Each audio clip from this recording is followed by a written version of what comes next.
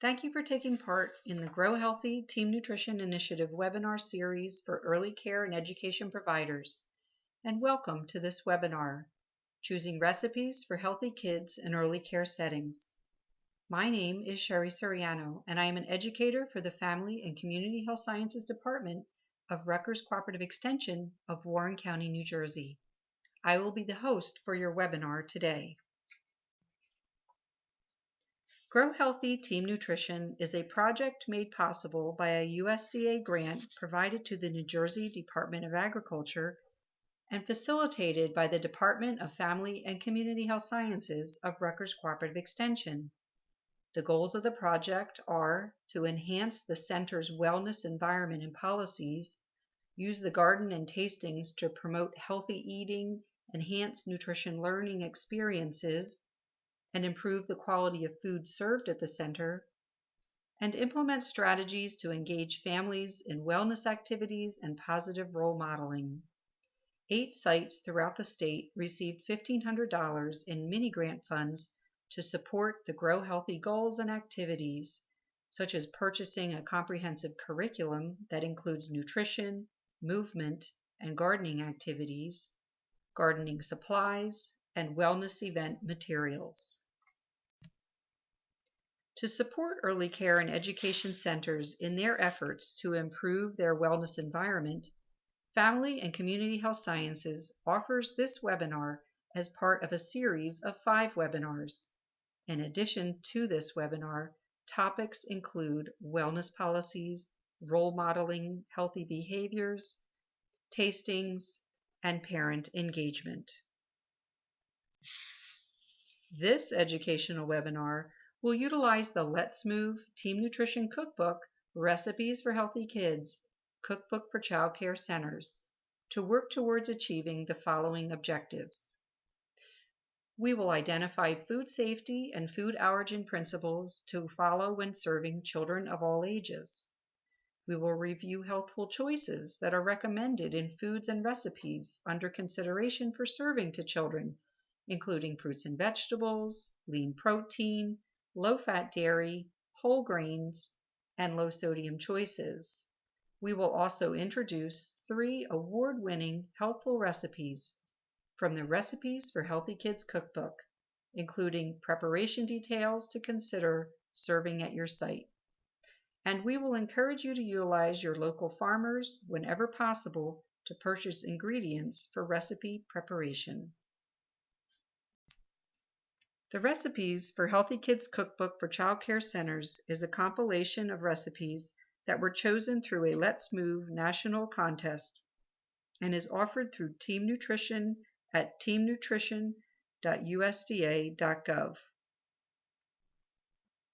The cookbook has also been prepared for use in schools or in the home setting. Any of the 3 versions of the cookbook can be downloaded from the Team Nutrition website, or a hard copy is available to order for child care sites free of charge, also at the Team Nutrition website. Again, that website is teamnutrition.usda.gov. Let's start by providing you with some reminders about food safety. It's always important to utilize food safety principles when preparing food for any population, but is particularly important when preparing food for populations like young children who are at a higher risk for contracting a foodborne illness.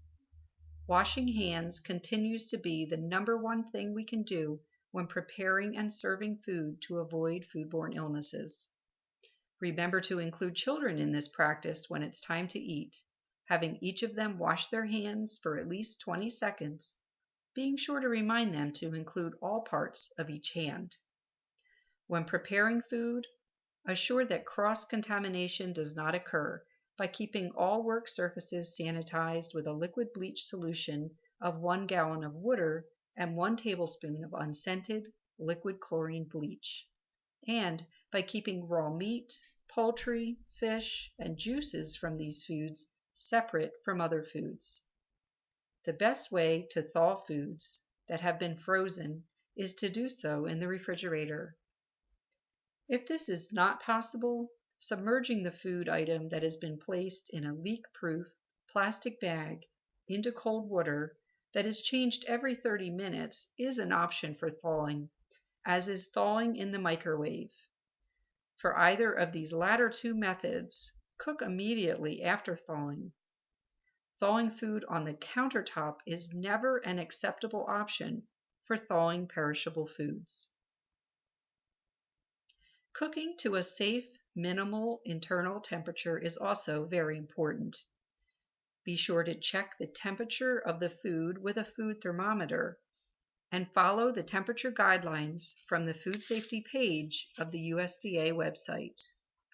Finally, hot food should be held at 140 degrees Fahrenheit or warmer, and cold food should be held at 40 degrees Fahrenheit or colder, with all perishable foods refrigerated within 2 hours of being held at room temperature.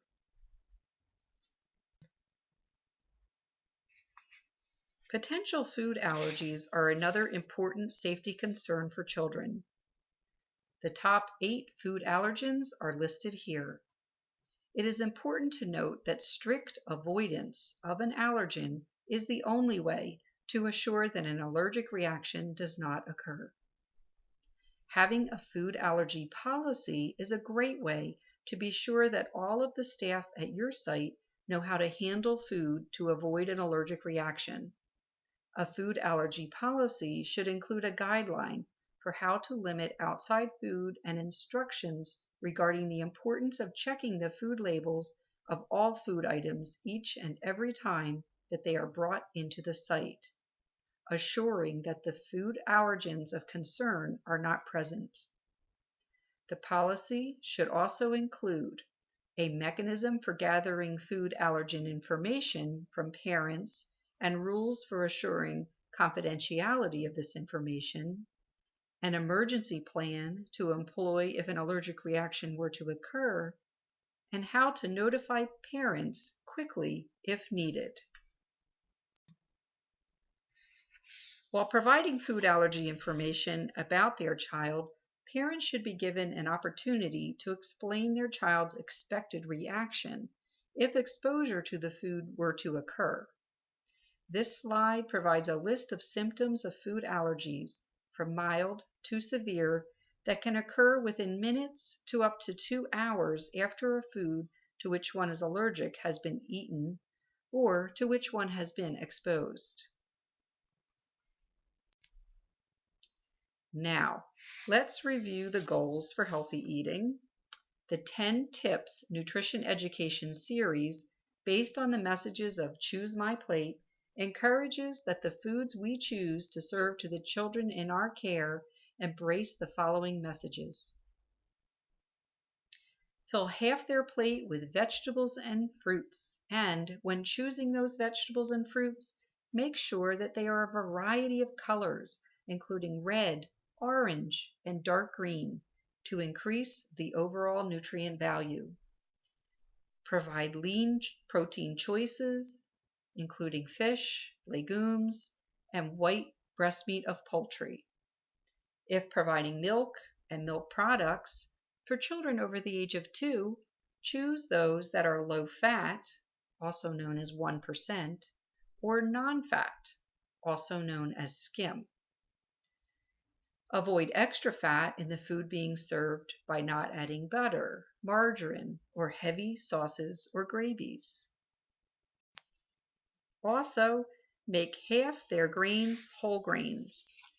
These can be chosen by looking for words such as 100% whole grain or 100% whole wheat on the label. To be sure it's a whole grain, the key is to look for the word whole as the first ingredient on the ingredient list. Foods that say they are multigrain or 100% wheat or are simply brown in color are not necessarily a whole grain. A whole grain will also be a good source of dietary fiber, containing at least 3 grams of fiber. Look for the fiber content on the nutrition facts label. Gluten is a substance found in wheat products that people who are diagnosed by a physician to have a gluten intolerance are unable to eat. Other whole grain products, such as brown rice, oatmeal, and quinoa, can be eaten by these individuals by checking labels carefully. Wheat products with gluten can be eaten by those who do not have a gluten intolerance. It is important for everyone, including those who are intolerant to wheat, to eat a variety of whole grain products. Early childhood is an excellent time to introduce a variety of grains to promote their lifelong intake. Include whole grains such as oatmeal, brown rice, popcorn, quinoa, barley, and bulgur. Decreasing sodium intake in our children's food is an important recommendation from the dietary guidelines that will be implemented over the next several years. To make this happen, gradual changes such as using more fresh and site-prepared foods and using less processed foods can make a difference. Including more foods that are naturally low in sodium, such as vegetables and fruits, can also help, as can eliminating added salt in food that is prepared on site and avoiding high salt condiments at the table. To help you implement healthful and delicious choices at your site, let's take a look at 3 of the award-winning recipes from the Recipes for Healthy Kids Cookbook. The grand prize winner is a recipe for these delicious mini turkey burgers, a perfect size for little hands. They are called Porcupine Sliders and include some innovative ingredients, such as dried cranberries, brown rice, and fresh baby spinach, making them an extra nutritious choice. Along with the brown rice, serving these burgers on whole grain rolls is a great way to include whole grains on the menu. For ease of use in the childcare setting, each item in this cookbook includes an easy-to-read recipe for both 25 or 50 servings. Each recipe also states the meal components it can fulfill, found under the recipe title. The meal components these porcupine sliders can fulfill include meat alternate, other vegetable, and grains. Including prep and baking, the sliders can be fully prepared and ready to enjoy in under an hour, and they provide a good source of protein and dietary fiber. This next winning recipe, Tasty Tots, combines sweet potatoes, chickpeas, and cinnamon for a tasty alternative to typical fried potatoes. Served as a side dish, Tasty Tots fit into the red-orange vegetable or other vegetable meal components to meet CACFP requirements. For great flavor, shredded sweet potatoes are baked and then blended with pureed garbanzo beans and seasonings in a food processor. The tots are then baked until light brown. As mentioned by the authors of this cookbook, although this recipe blends a legume into the mixture and thus disguises it, it is not suggested to do this as a regular practice to get children to eat more healthful foods. Rather, encourage children to both recognize and choose a variety of healthful fruits and vegetables. One serving of Tasty Tots provide a good source of vitamin A and dietary fiber.